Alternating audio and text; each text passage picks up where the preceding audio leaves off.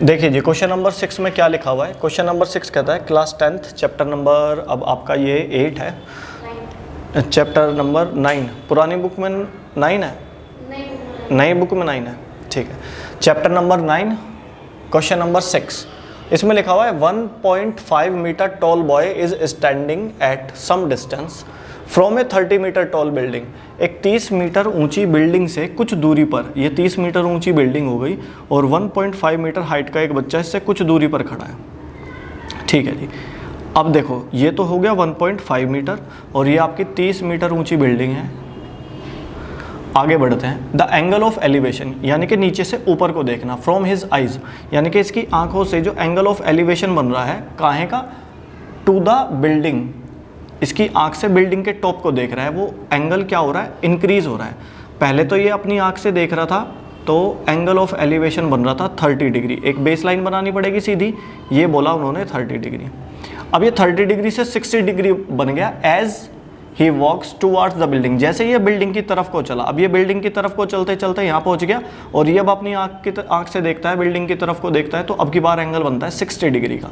अब आप एक बात बहुत ज़्यादा गौर से समझो कि जैसे ही आप ऑब्जेक्ट के नज़दीक आओगे आपका एंगल बढ़ने लगेगा। जैसे आप किसी घर को देख रहे हो तो अगर उसके बिल्कुल पास खड़े होकर देख रहे हो तो बहुत ऊंचा करके देखोगे मुंह को, और जैसे उससे दूर खड़े हो तो आपको वो बस आंखें ही उठानी पड़ेंगी थोड़ी सी।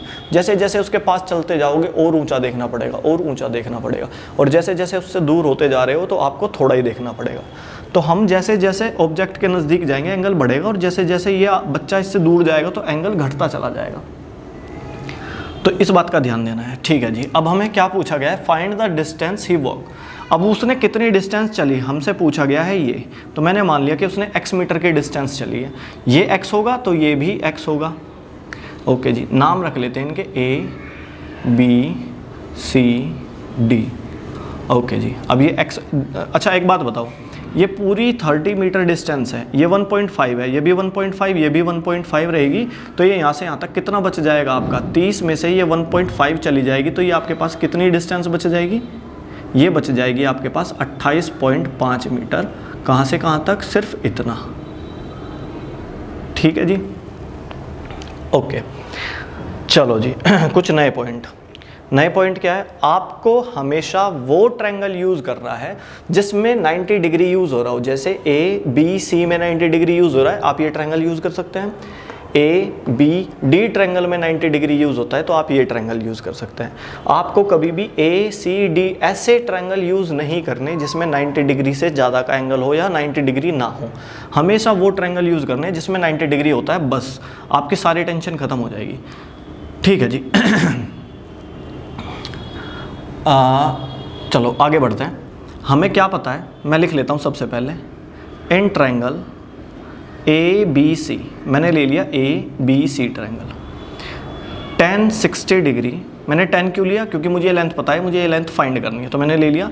परपेंडिकुलर और बेस का यूज़ करते हुए tan आता है, परपेंडिकुलर और बेस यूज़ हो रहे हैं, tan में आप कोट भी लिख सकते हैं।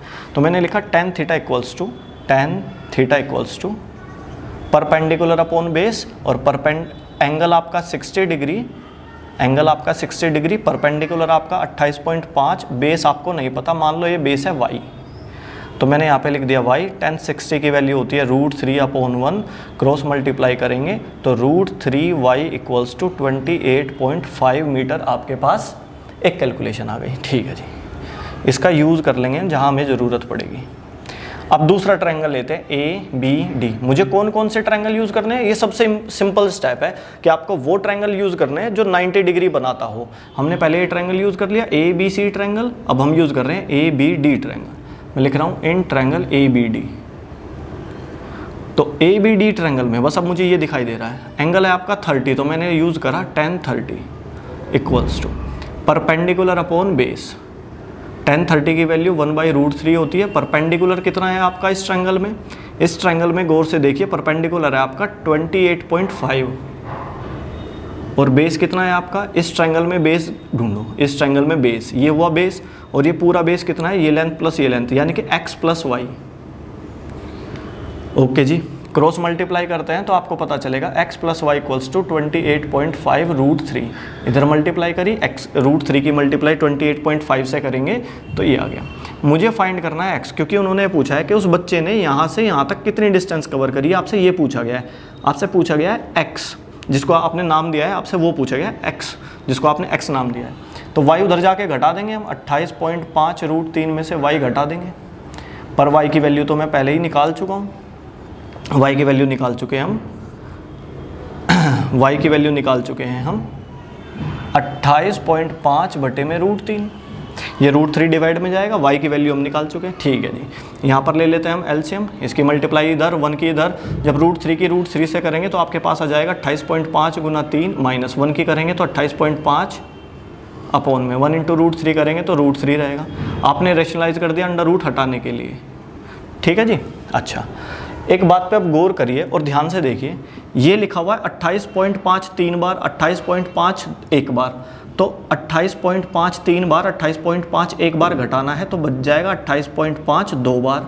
या यूँ कह लो कि ये लिखा हुआ है आपका x इंटू 3, ये लिखा हुआ है x, तो 3x में से एक x जाएगा तो x बचेंगे 2 बार। ठीक है, नहीं तो आप कैलकुलेट करके भी घटा लेना, वो भी सही आंसर आएगा। नहीं तो आपको क्या करना है, देखो कैलकुलेशन से बच गए हम। अब मेरे पास ऊपर बचा हुआ है रूट 3 अपॉन में रूट 3 की रूट 3 से मल्टीप्लाई करेंगे 3 आ जाएगा। 3 से मैंने डिवाइड करा, 3 9 27, 3 5 15, 9.5 की 2 से मल्टीप्लाई करेंगे 19 रूट 3। ठीक है जी, 9 दूनी 18 और ये भाई 9.5 का डबल 19, या आप कह लो 5 दूनी 10, 9 दूनी 18 और 1 19, एक अंक बाद पॉइंट लगा दो 19, यह आ जाएगा 19 रूट 3। तो उस बच्चे ने कितने मीटर की डिस्टेंस कवर करी है, 19 रूट 3 डिस्टेंस कवर करी है उसने बिल्डिंग की तरफ चलने में, जिससे एंगल 30 डिग्री से 60 डिग्री बन गया, तो वो चला 19 रूट 3 मीटर की डिस्टेंस। आई थिंक आपको ये क्वेश्चन समझ में आया होगा।